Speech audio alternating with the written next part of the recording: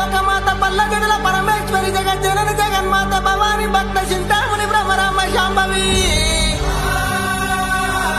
రేణుకా ఎల్లమ్మ 66వ అవతారాలు దర్చి ఏ విధంగా బయలుదేరి వస్తున్నదంటే